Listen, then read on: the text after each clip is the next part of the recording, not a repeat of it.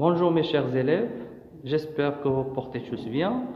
Alors aujourd'hui nous avons une nouvelle leçon de mathématiques, il s'agit des angles. Et dans cette leçon, vous allez connaître les types d'angles, comme vous voyez dans le tableau. Et aussi vous allez avoir à apprendre comment construire et mesurer un angle avec le rapporteur. Alors commençons par les types d'angles.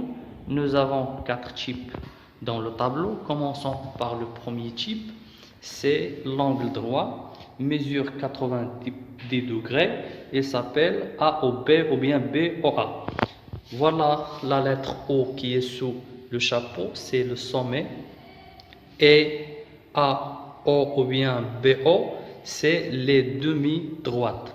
Passons au deuxième angle, c'est l'angle aigu, mesure entre 0 degré et 90 degrés. Comme vous voyez, il s'appelle FGK. G c'est le sommet et FG et GK c'est les demi-droites. Passons au troisième, il s'appelle angle obtus, mesure entre 90 degrés et 180 degrés. Et cet angle, c'est l'angle obtus, il est plus grand que l'angle droit. Il est plus grand que l'angle droit, qui mesure 90 degrés.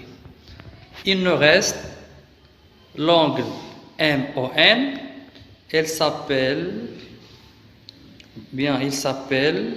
angle plat, mesure 180 degrés. Très bien, nous avons O, c'est le sommet, et MO et ON, c'est les demi-droites. Très bien, passons maintenant au deuxième partie. Voilà la deuxième partie, nous avons 2 questions à traiter. La première question, je trace un angle AOB de mesure 65 degrés. Avant de commencer, tout d'abord, vous devez tracer une demi-droite, soit AO ou bien OB. Très bien. Je vais tracer la demi-droite. Voilà. GO, c'est le sommet. Voilà. Et après, pour tracer un angle, on utilise le rapporteur. Voilà, on positionne le centre du rapporteur sur le sommet et le zéro de graduation sur la ligne ou bien le demi-droite. Et je compte 0, 10, 20, 30, 40 degrés, 50 degrés, 60, 65. Très bien.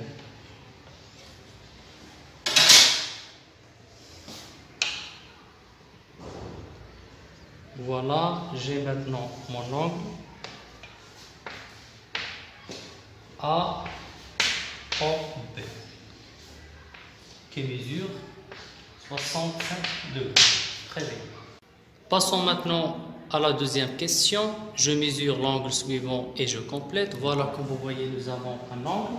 Et comme j'ai dit tout à l'heure, pour mesurer un angle, je pose le centre du rapporteur sur le sommet et le zéro de graduation sur la ligne qui convient. Voilà, comme vous voyez, et je compte. 0 degrés, 10 degrés, 30 degrés, 70 degrés, 80, voilà, 120 degrés. Très bien. Alors, l'angle FOG mesure 120 degrés. Très bien.